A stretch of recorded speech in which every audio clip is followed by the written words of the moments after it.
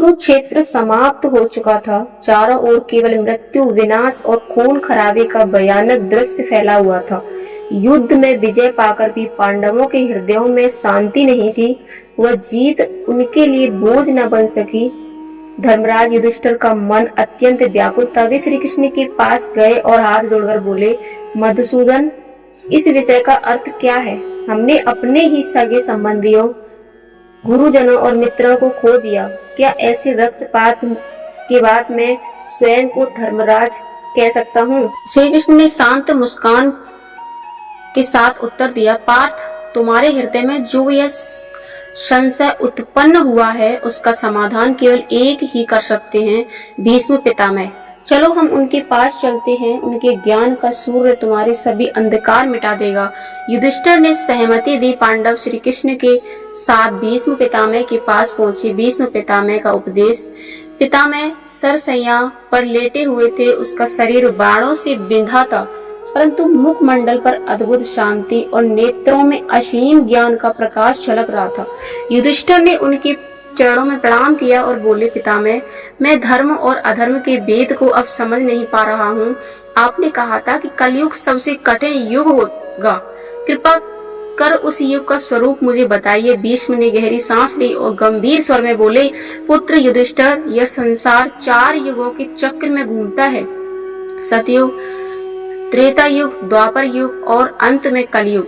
सतगुरु, सतयुग में धर्म 4 पायों पर खड़ा था। नेत्रा युग में 3 पर, द्वापर में 2 पर और कलयुग में धर्म केवल 1 पाय पर टिकेगा। इसी कारण कलयुग में अधर्म, पाप, लोभ और स्वार्थ का प्रभाव सर्वाधिक होगा। कलयुग में रिश्ते भी शुद्ध नहीं रहेंगे। पति पत्नी, माता पिता, भाई बहन, मित्र, सब संबंध स्वार्थ और मोह से ग्रसित होंगे। इतना कहकर पितामह कुछ क्षण रुके और बोले, युधिष्ठिर, इस सत्य को समझाने के लिए मैं तुम्हें एक कथा सुनाता हूँ। गंगा के किनारे बसा एक पवित्र गांव था। धर्मपुर नाम के अनुरूप वहाँ के लोग सत्य, धर्म और सद्गुणों का पालन करते थे।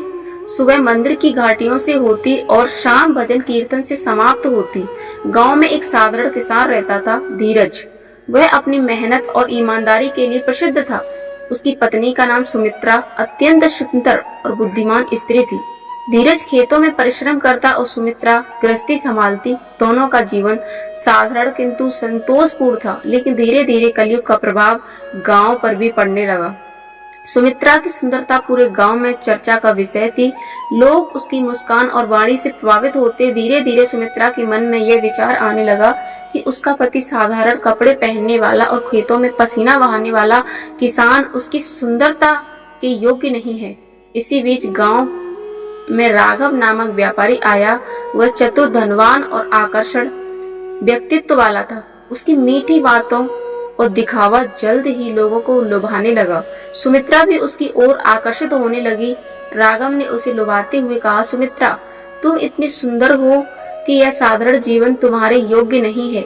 मेरे साथ चलो, मैं तुम्हें वह सब दूंगा जिसका तुमने कभी सपना देखा है। सुमित्रा का मन डगमगा गया और जानती थी कि उसका पति उसे प्रेम करता है और उसके साथ उसके लिए कठिन परिश्रम करता है। फिर भी राघव की मीठी बातें उसे मोह पास में बांधने लगी।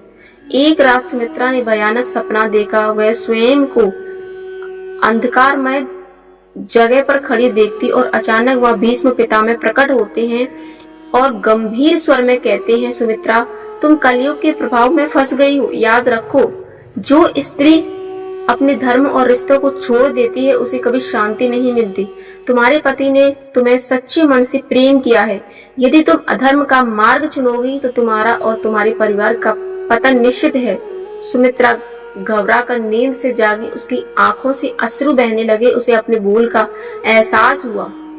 सुबह होते ही सुमित्रा ने धीरज से सब कुछ सच सच कह दिया और हाथ जोड़कर क्षमा मांगी। धीरज ने शांत भाव से उत्तर दिया, सुमित्रा, हम सभी इंसान हैं। गलती होना स्वाभाविक है, पर जो अपनी गलती को स्वीकार कर उसे सुधार ले वही सच्चा मनुष्य है। मैं तुम्हें क्षमा करता हूँ।